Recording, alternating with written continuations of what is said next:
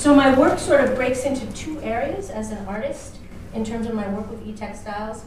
I've always focused on keeping my textiles very textile-y. And for me, that means that there's a limitation in some of the things that I can do because I'm not willing to insulate my e-textiles, not willing to take away the hand of my work. This is an early piece I did which involved capacitive sensing and light, and capacitive sensing has been a great way for me to work with e-textiles because it allows you to make a really kind of forgiving e-textile element that's resistive, and it allows you to really make it in a lot of different forms and explore it the way you might, like if you could imagine making a sampler for a quilt or any other artistic medium. I've used tufting, I've used embroidery, I've used pom-poms, and I've also had the wonderful opportunity to work with a lot of young textile students from RISD who come to my student and to develop a lot of these processes with them who they're real textile experts. This is the fuzzy light wall. You touch it, the lights go on and off. And one of my first pieces, this is a newer piece, pedal pusher. Over time, my work with light has also come to look at the transmissive properties of textiles as well as the sensing. So this is a really, this piece is, embroidered felt and then hand tufted sensors, lamp parts. And I just spent a long time really looking at the transmissive properties of the light. The pattern is a very one single design motif that's been stretched and manipulated in software. So I do a lot with the history of repeat and design in my work. I look at how that actually can move into a more pictorial area in terms of textile history. And again, all of these pieces with light, many of them I really consider to be, you know, a play on what we consider to be form, what we consider to be function, what is decorative, what's not decorative. And these are, you can buy these in individual elements or as an array or a group. It's a limited edition.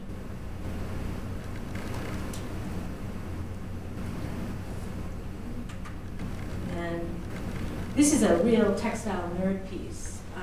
This is a piece that I have not finished the LED work on, but it's a single fabric from a single warp that's woven.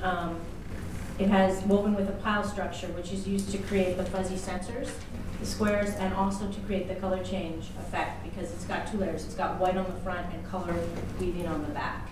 So it's a real, I always think, textile people really enjoy this piece because it's got all these things woven into one fabric.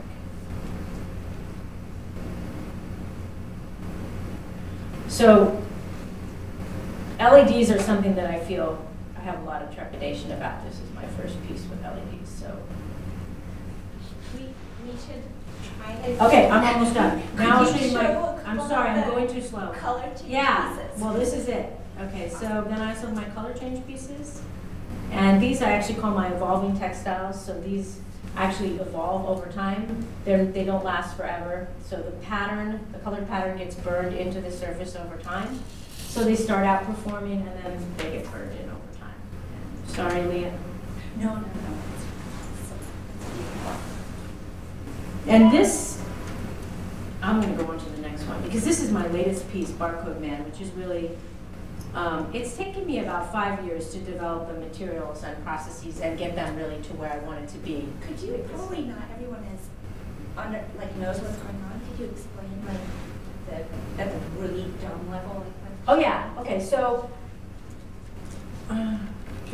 so I take fabric and I weave resistive elements into it and I run current through them. I left out my really dumb level slide. I'm sorry. I get tons of time, and those are woven in the weft. The warp runs this way, so and then I have superconductive yarns in the warp, and they make an electrical connection, and then I cut them in different places and connect them to drive electronics, which are essentially big current drivers, and they send current and power through the textile. Then I print it with a thermochromic ink, which is mixed with a non-thermochromic ink, and as it heats up, it changes color. So I'll show you the next video. So this is when it's off. This is one state of the textile. This is another state of the textile. This is my latest piece, Barcode Man. in a number of states. So like, And I'll play the movie. okay, these are so beautiful. You don't get it.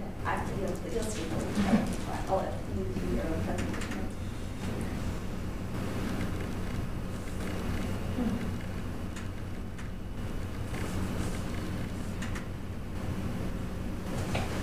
So these are very slow. The color change ink has its own time scale, and I speed them up to show in video because people cannot possibly sit in front of a video monitor for a long time.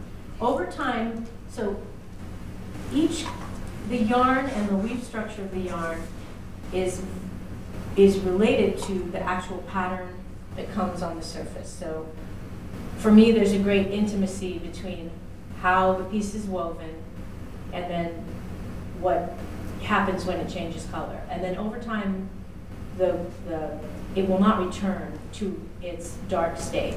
Eventually, the piece will be completely burned on.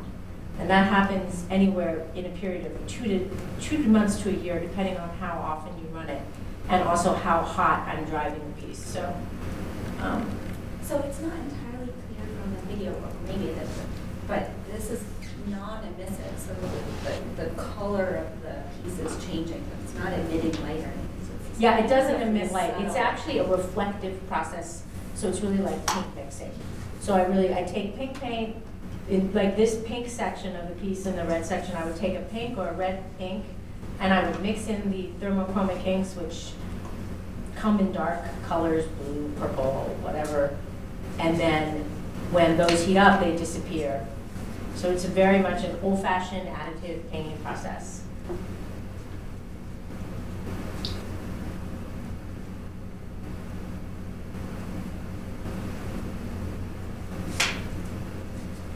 So you can see here, this is a good example, like when you have narrow bands of weaving, you get a narrower image, and then here I have loose strands of yarn that create that pattern over the surface. And there are also some other very small details in the weaving that are actually really beautiful that you can't see on that resolution.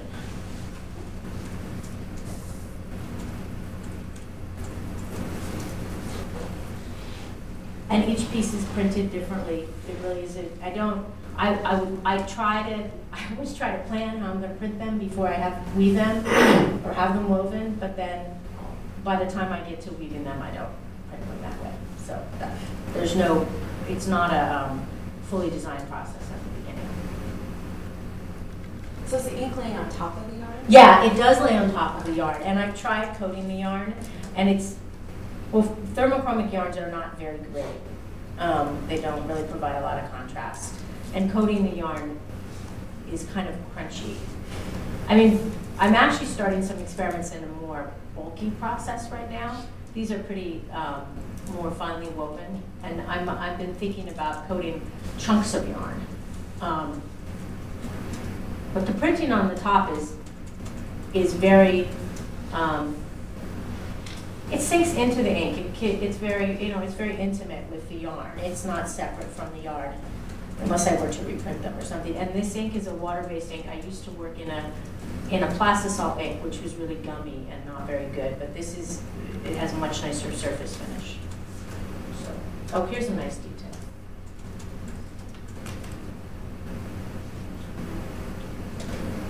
So you can see, like here, it's hard to see on this projector. This is a double weave structure, so I have weaving on the back and on the front, and this color changes from the relationship of the weaving and the ink. It's not something I painted on, so there's a lot of complexity in the relationship with the weaving and ink. I won't talk about my public artwork. It's not particularly relevant. I'm doing some robotic stuff right now, so I'll just